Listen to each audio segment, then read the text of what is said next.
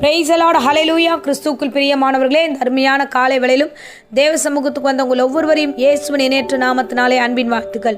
இந்த நாளிலும் ஒபதியா 1ஆம் அதிகாரம் 15வது வசனத்தை அடியேன் வாசிக்கிறேன். நீ செய்தபடியே உனக்கு செய்யப்படும், உன் செய்கையின் பலன் உன் தலையின் மேல் திரும்பும். ஆமேன், ஹல்லேலூயா. நீ செய்தபடியே உனக்கு செய்யப்படும். இந்த பிரசங்கத்தை கேட்கிறவர்களே, இந்த நாட்களில் கர்த்தர் உங்களோடு பேசுகிறார். நீங்கள் என்னென்னலாம் செய்தீர்களோ அதன்படியே ஆண்டவர் உங்களை ஆசீர்வதிப்பார். பாருங்க, இந்த புதிய ஏற்பாட்டிலிருந்து ஒரு சம்பவத்தை உங்களோடு கூட சொல்ல நான் விரும்புகிறேன். அப்போஸ்தலர் 9ஆம் அதிகாரம் 35 இந்த காரியத்தை நாம் பார்க்கலாம். தொற்கால் என்று அர்த்தம் கொள்ளும் தபித்தாள் எனும் பேர் உள்ள ஒரு ஸ்திரீயை அங்கு சொல்லப்படுகிறது. அவள் தேவனுக்கு பிரியமான பிள்ளையாய் நடந்து கொண்டா. விசேஷமாக அவள் நற்கிரியைகளையும் தான தர்மங்களையும் மிகுதியாய் செய்து கொண்டு வந்தாள். ஒரு நாள் வியாதிப்பட்டு அவள் மரித்து போகிறார். இப்பேற்பட்ட ஒரு ஸ்திரீ மரித்து போகிறார்கள். அவளுடைய தான தர்மங்கள் மிகுதியாய் இருந்தது என்று வேதம் சொல்லுகிறது. ஏழை ஜனங்களுக்காகவும் விதவைகளுக்காகவும் அதிகமாய் அவள் பிரயாசப்பட்டாள் என்று சொல்லப்படுகிறது. ஒரு நாள் அவள் மரித்து போகிறாள். இந்த சூழ்நிலை உண்டாகிறது. எல்லோரும் சேர்ந்து அந்த ஊர் ஜனங்கள் எல்லாம் அழுகிறார்கள். ஐயோ, எங்களுக்காக உதவி செய்தாலே, எங்களுக்காக இப்படியெல்லாம் அவள் பாடுபட்டாளே என்று சொல்லி எல்லா ஜனங்களும் அழுகிறார்கள். விதவைகள் எல்லோரையும் அவள் தன்னண்டையில் சேர்த்து அவள் அவ்வளவாய் அவர்களுக்கு அங்கிகள் எல்லாம் செய்து கொடுத்தா, வஸ்திரங்கள் எல்லாம் கொடுத்தா, அவள் கூடவே இருந்தாலே, இன்றைக்கு இல்லையேன்னு சொல்லி எல்லோரும் அழுகிறார்கள், புலம்புகிறார்கள். அப்பொழுது அந்த இடத்துல பேதுரு வருகிறார். பேதுரு தபித்தாலே நீ எழுந்திரு என்று இயேசுவின் நாமத்தினாலே அவள் எழுந்து நடந்தா. இந்த நேரத்தில் இந்த வேத வசனத்தில் நம்ம வாசிக்கிறோம், தபித்தாலே கர்த்தர் எழுப்பினார். அந்த மகளை எழுந்திரு என்று சொல்லி அந்த மரண படுக்கையிலிருந்து கர்த்தர் அவளை உயிரோடு கூட காப்பாற்றினார். பாருங்க, பரிசுத்தவானாய் இருந்து தேவ சமூகத்தில் நாம் செய்கிற நற்கிரியைகளை கர்த்தர் காண்கிறார். உன் செய்கையின்படி நீ என்ன செய்தாயோ அதுவே உன் தலையின் மீது திரும்பும். அவள் நல்ல காரியங்களை செய்தபடினாலே அந்த மரணம் கூட அவளை அணுகவில்லை. அவ்விதமாகவே கர்த்தர் அவளை பத்திரப்படுத்தினார், அவளை பாதுகாத்தார். அவளுடைய நற்கிரியைகள் அவளை காப்பாற்றினது, மரண தருவாயிலிருந்து அவளை காப்பாற்றினது. அல்லேலூயா. இன்றைக்கு தேவன் உங்களோடு கூட பேசுகிறார். நீங்கள் செய்கிற நல்ல காரியங்களை கர்த்தர் காண்கிறார். நீங்கள் எவைகளெல்லாம் தேவனுக்காக செய்கிறீர்களோ அவைகள் எல்லாவற்றிற்கும் பலனை கர்த்தர் கொடுக்க வல்லவராக இருக்கிறார். அல்லேலூயா. அது மாத்திரம் இல்லை, அதை தொடர்ந்து நம்ம வாசிச்சோம் என்றால் கொர்நேலியு குறித்தும் சொல்லப்படுகிறது.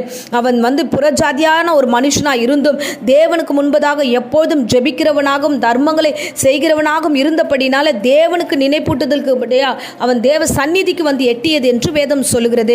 இவ்விதமாக அந்த மனுஷனுடைய தேவைகளையும் கர்த்தர் சந்தித்து விசேஷமாக அவன் தான தர்மங்களையும் தேவன் அவனை ஆசீர்வதித்த விதத்திலையும் அந்த முழு குடும்பமே ரட்சிக்கப்பட்டது. இந்த 2 பேருடைய காரியத்தில் பார்க்கிறோம், அவர்கள் செய்த நன்மையான காரியங்களை கர்த்தர் ஆசீர்வதித்தார்.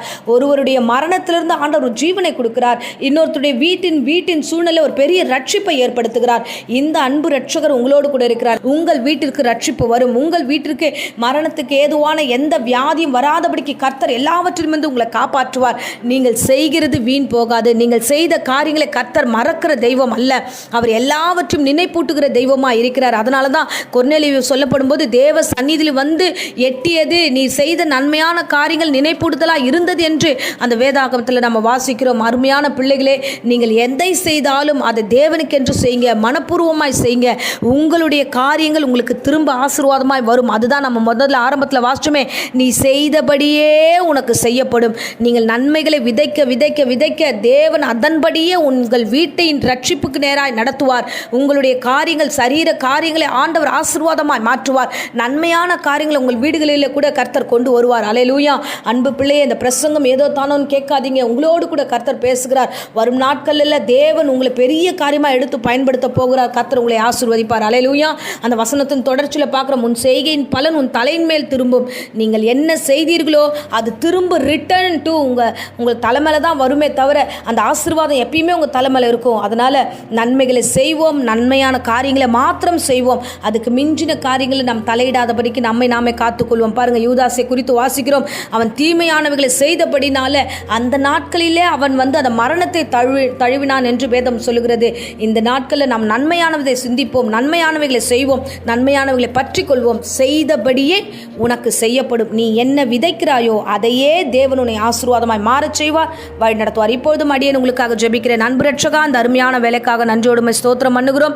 ஆண்டவரே, பிள்ளைகள் எதை விதைத்தார்களோ அதையே அறுவடை செய்யத்தக்கதாக ஆண்டவரை நீர் ஆசீர்வதிப்பீராக. இந்த நாள் கேட்ட வசனத்தின்படி செய்தபடியே உனக்கு செய்யப்படும் சொன்னீங்களே, என்னெல்லாம் பிள்ளைகள் ஆண்டவரை செய்கிறார்களோ அதன்படியே இரட்டத்தனை ஆசீர்வதித்து வழி நடத்தும். இந்த வேளையில் வியாதி பலவீனத்தோடு யாராகிலும் இந்த பிரசங்கத்தை கேட்டுக்கொண்டிருந்தா பூரண சுகம் உண்டாகட்டும், பலவீனங்களை நீக்கி போடும், பூர்ண ஆயுசு நாட்களை பெருக பண்ணும் ஆசீர்வாதம் இயேசுவின் நாமத்திலே ஜெபிக்கிறோம் ஜீவனுள்ள நல்ல பிதாவே. ஆமேன். ஆமேன். Praise the lord. God bless you.